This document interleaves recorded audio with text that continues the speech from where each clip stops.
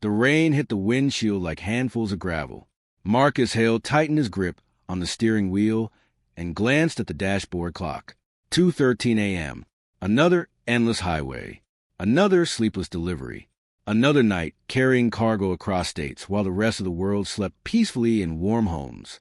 The massive truck groaned beneath him as thunder rolled across the dark sky.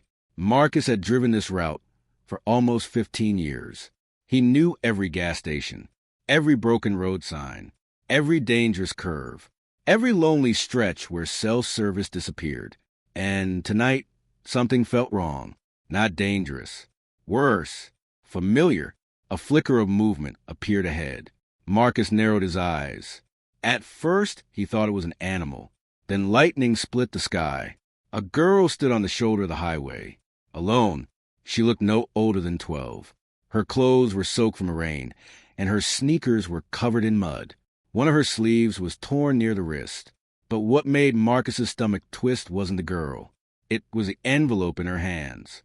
White, folded, and marked with a symbol he hadn't seen in 20 years. Marcus slammed the brakes.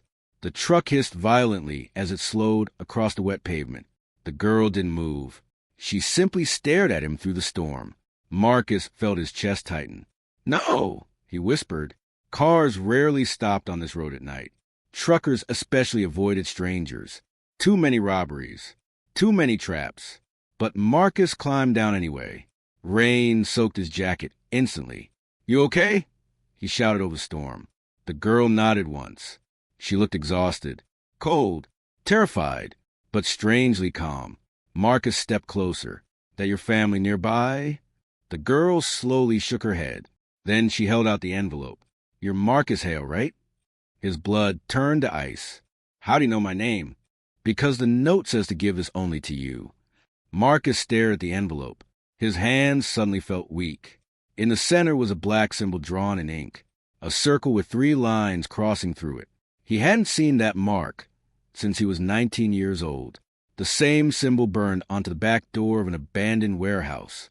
The same symbol on the jacket of the man who vanished in front of him. The same symbol connected to the night his younger brother disappeared forever. Marcus slowly took the envelope. Rainwater dripped from its edges. The girl watched him carefully. "Who gave you this?" "A man at the diner near exit 14. Marcus frowned. "What man?" He was old, had a scar near his eye. Marcus froze again. Scar near the eye. Impossible. His brother Eli had a scar near his eye. But Eli was dead. Or at least that's what Marcus had believed for 20 years. The girl spoke softly. "He told me you'd stop." Marcus's pulse hammered. "How?" "He said you never ignore stranded people." Marcus looked away. That was true. Years ago, Marcus himself had once been stranded on a highway during winter. A truck driver had saved his life. Ever since then, Marcus always stopped when he saw someone in trouble. Even when common sense told him not to, the girl shivered violently. Marcus finally noticed how pale she looked. "Get in the truck before you freeze." She hesitated, then climbed inside. Marcus shut the passenger door and sat behind the wheel again. The heater blasted warm air. For several seconds, neither of them spoke. Marcus stared at the envelope resting in his hands. His heart pounded harder with every second. Finally, he opened it. Inside was a single photograph. Marcus nearly swerved the truck. The picture showed him and Eli standing beside their father's old pickup truck. Marcus looked about 17. Eli looked 14. The photo had been taken the summer before Eli disappeared. But that wasn't the terrifying part. Written across the bottom in fresh black ink were 6 words. "He knows what you did in 1998. Marcus felt the air leave his lungs. The girl noticed his expression. "What's wrong?" Marcus folded the photo immediately. "Nothing." But his voice cracked badly. The girl stared ahead through the windshield. "He told me you'd say that too." Marcus turned sharply toward her. "Who are you?" "My name is Nora." "Last name?" She hesitated. "I don't know." Marcus frowned deeply. "What do you mean you don't know?" "I lived in foster homes." Something about the way she said it sounded rehearsed, like she'd answered the question many times before. Marcus looked at the photograph again. The year everything went wrong. The year Eli disappeared. The year Marcus made a decision he had regretted every single day since. A sudden boom of thunder shook the truck. Nora jumped slightly. Marcus noticed scratches on her hands. Fresh scratches. Not from falling. From climbing. Were you running from someone? Marcus asked quietly. Nora looked down. Then she whispered something so softly Marcus barely heard it. They found me sooner than I expected. Marcus's stomach tightened. Who found you? Before she could answer, headlights appeared behind them. Fast. Too fast. A black SUV raced through the rain. Marcus instinctively checked his mirrors. The SUV stayed close. Very close. Nora's breathing suddenly changed. Fear flooded her face. That's them. Marcus gripped the wheel harder. You know them? She nodded rapidly. They were at the diner. The SUV flashed its headlights repeatedly. Marcus's trucking instincts kicked in immediately. Something was wrong. Very wrong. The SUV pulled beside them for half a second. Marcus couldn't see the driver clearly through the rain, but he saw one thing. The symbol, painted on the passenger door. That same black circle with 3 lines. Marcus felt cold all over. No way. The SUV suddenly accelerated ahead and disappeared into the storm. Nora looked terrified now. They know you took the envelope. Marcus's mind raced. This made no sense. That symbol belonged to a group people used to whisper about near the docks decades ago. Not a gang exactly. Not a cult either. More like shadows controlling things from behind the scenes. Marcus had spent years convincing himself they weren't real. Yet here they were. Again, after 20 years. The truck's radio crackled unexpectedly. Static burst through the speakers. Then a voice came through. Deep, distorted. Turn around, Marcus. Marcus nearly hit the brakes. Nora covered her mouth. The voice continued. You should have kept driving. Then the radio died completely. Silence. Only rain remained. Marcus's hands trembled slightly on the wheel. Nobody should have known. His truck frequency. Nobody. Nora whispered. They can track radios. Marcus stared at her.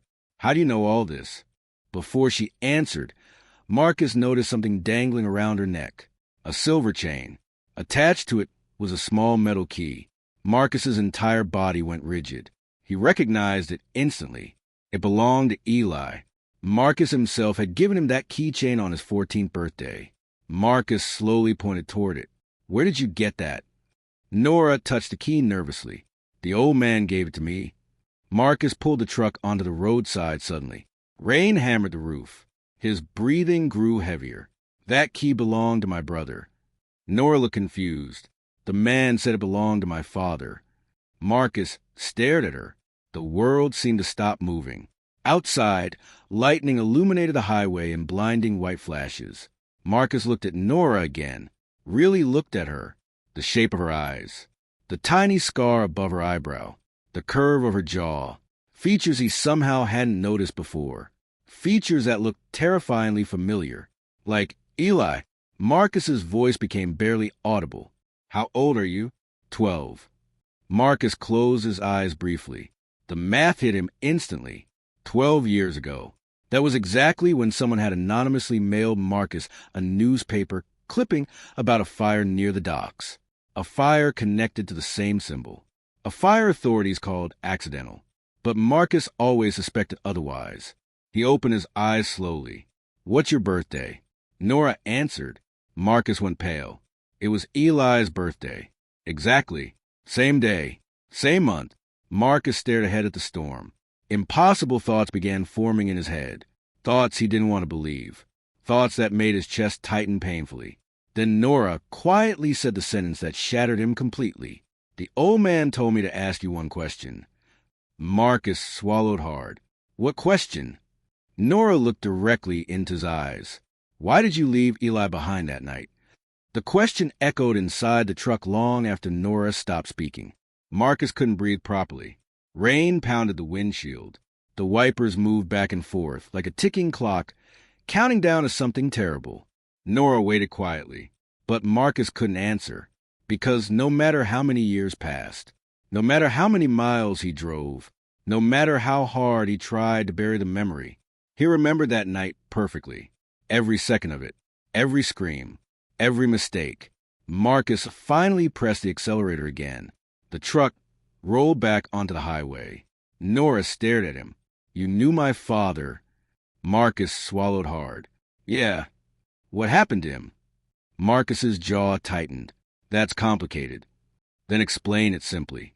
Her voice sounded calm. Too calm for a 12-year-old girl. Marcus glanced at her again. She really did look like Eli.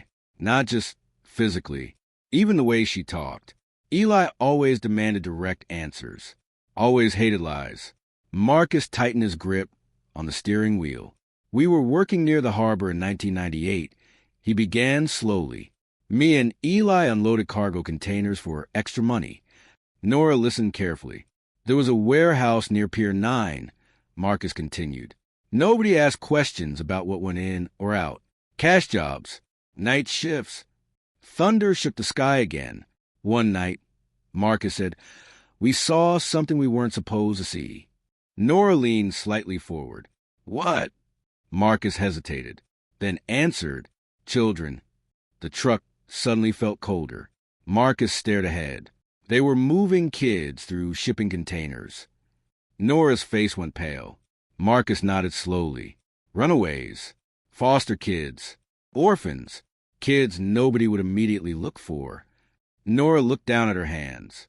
Marcus continued speaking quietly. "Eli wanted to call the police immediately." "But you didn't." Marcus looked ashamed. "No." "Why?" "Because the men running the operation owned half the city." Marcus remembered the fear vividly. The expensive cars parked outside the warehouse. The armed guards. The politicians shaking hands with criminals. Back then, Marcus was only 19. Scared. Poor. Powerless. "We argued," Marcus admitted. "Eli kept saying we had to help those kids." "And you refused." Marcus's silence answered her. Nora looked disappointed. "You were scared." Marcus nodded once. "Yes." The truck engine rumbled heavily beneath them. After several seconds, Marcus continued. "Eli went back alone the next night." Nora stared at him. "He tried to save him himself?" Marcus nodded again. But something went wrong. Lightning illuminated the road. Marcus's face looked haunted. There was a fire. Nora whispered, "The newspaper fire." Marcus looked sharply toward her. "You know about that?" "The old man told me." Marcus exhaled shakily. "The warehouse burned fast. Too fast. Like someone planned it.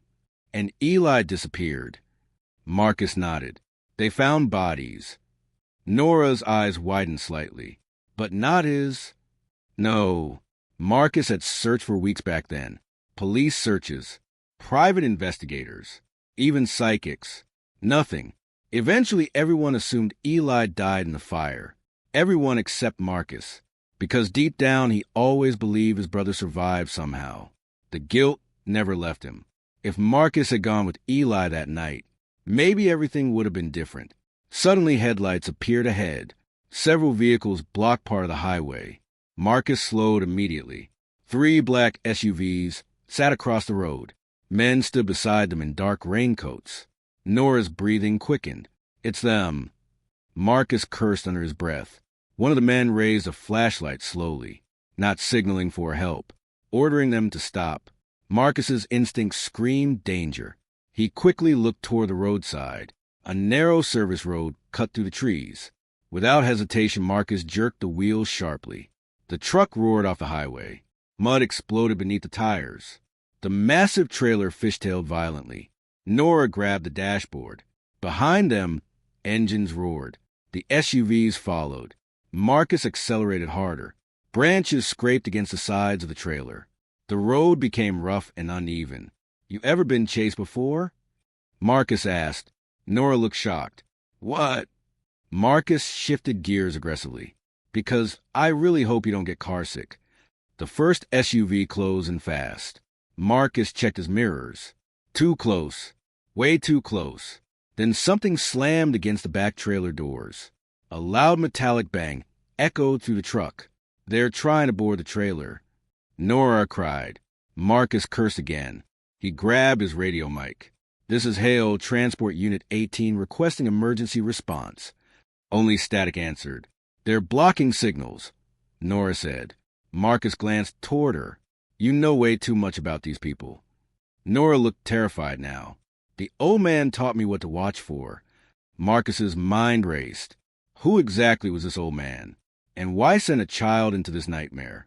The road curved dangerously. Marcus suddenly smiled grimly. An idea formed. "You trust me?" he asked.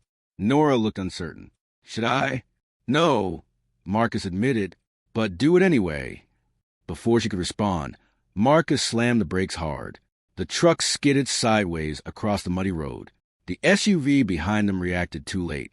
It crashed directly into the trailer. Metal screamed violently. The SUV spun into a ditch. Marcus accelerated again instantly. Nora stared at him in disbelief. "You did that on purpose." Marcus allowed himself a small smile. Been driving trucks a long time. But the victory lasted only seconds. Another SUV appeared ahead from the woods. Marcus's eyes widened. How the hell? The SUV swerved directly toward them. Collision course. Nora screamed. Marcus turned sharply. The truck missed the SUV by inches, but the trailer clipped its side. The impact shook the entire vehicle violently.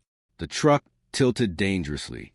For one horrifying second, Marcus thought they'd flip, but somehow the wheels slammed back onto ground. Nora breathed heavily.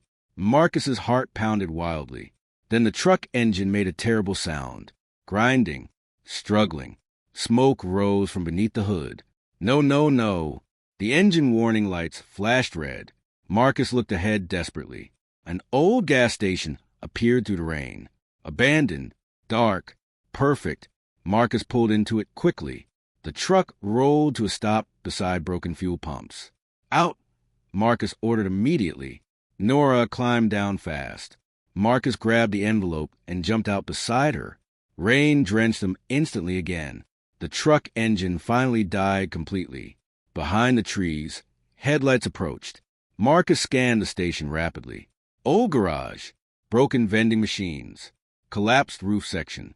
Then he noticed something strange. A payphone, perfectly clean, not rusted, not damaged, like someone still used it. Nora noticed it too. There's no way that works. Marcus walked toward it carefully. The phone suddenly rang. Both of them froze. Once, twice, 3 times. Marcus slowly lifted the receiver. Static crackled. Then came a voice he hadn't heard in 20 years. Marcus. His knees nearly gave out. It was Eli, older, rougher, but unmistakable. Marcus gripped the phone tightly. "Eli." Nora stared at him in shock. The voice continued quickly.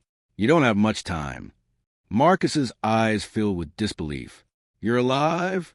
"They know where you are." Marcus looked toward the trees. Headlights were getting closer. "Who are these people?" Marcus demanded. "You already know." "No," Marcus snapped. "I know what they used to be. I don't know what they are now." Silence. Then Eli answered quietly. "They never stopped, Marcus." Marcus felt sick. "You're saying they're still trafficking children?" "It's bigger now." Marcus closed his eyes briefly. All these years, the nightmare had continued. Eli spoke again. "Nora cannot fall into their hands." Marcus looked toward the girl. She stood silently in the rain, clutching the silver key. "Who is she really?" Marcus asked. Eli hesitated. Then came the answer. "My daughter." Marcus stared at Nora. The girl looked back at him with frightened eyes. Marcus's voice cracked. "She's really yours." "Yes." Marcus nearly collapsed from emotion. After 20 years, his brother was alive, and standing only through a phone line between them. "Where are you?" Marcus asked desperately. "I can't tell you yet." "Why not?" "Because one of us was betrayed." Marcus froze. "What?" Eli's voice lowered. "Someone close to us worked with them in 1998. Marcus's heart pounded harder. "That's impossible." "Nothing about this is impossible anymore." Headlights suddenly burst into the gas station parking lot. The SUVs had arrived. Men stepped out carrying flashlights. Marcus whispered urgently, "Eli?" But the line went dead. The payphone stopped working instantly. Nora grabbed Marcus's arm. "What do we do?" Marcus stared at the approaching men, then at the dark forest behind the gas station. Rain poured harder. Thunder exploded overhead. Marcus made his decision. "We run." Marcus grabbed Nora's hand and sprinted toward the forest behind the abandoned gas station. Rain soaked the ground beneath their feet. Branches whipped against their faces. Behind them, flashlights sliced through the darkness. Voices shouted. They went into the trees.